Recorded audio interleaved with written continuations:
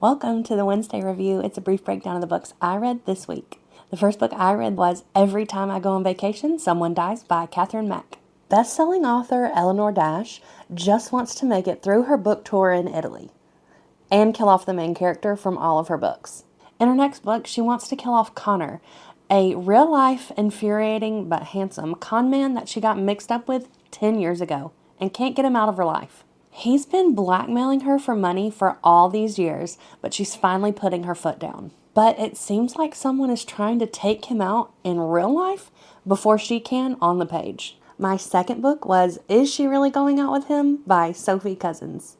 Anna Appleby is a 38-year-old mom of two who is recently divorced and possibly an unemployed journalist. After a corporate takeover, she has to prove to her new boss that she's worth keeping. She proposes a column about dating in the real world, and it's well received until her coworker barges in and suggests that he writes an opposing view of online dating. Can she make it through these dates and save her job, or will their dueling columns bring two unsuspecting people together? My third book was The Love of My Afterlife by Kirsty Greenwood. Delphi meets Jonah, who she is sure is the love of her life.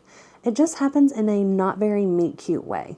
See, Delphi is dead, and Jonah isn't, so he's being sent back to Earth pronto. Delphi is offered a deal in the afterlife that will allow her to come back to Earth, but she has to find Jonah and reconnect with him, and she also has a very strict time limit to follow. To find him, Delphi's going to have to go way outside of her comfort zone, ask for help, and possibly even make a life that she won't want to leave behind. My fourth and final book was actually an ARC, my very first one, The Love Haters by Katherine Center. Katie is trying to dodge a layoff by accepting a job from her work superior, Cole, that he doesn't want to do. She will be traveling to Key West to film a Coast Guard recruiting video.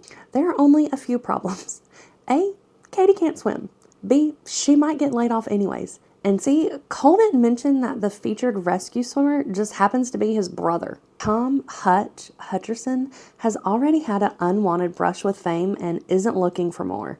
Katie now has to break the news that she's going to be the one filming him, not his brother, and that they'll basically be spending all of their time together. Katie's left wondering if she can successfully make this video, keep her job, and do all of that without catching feelings for Hutch, the love hater.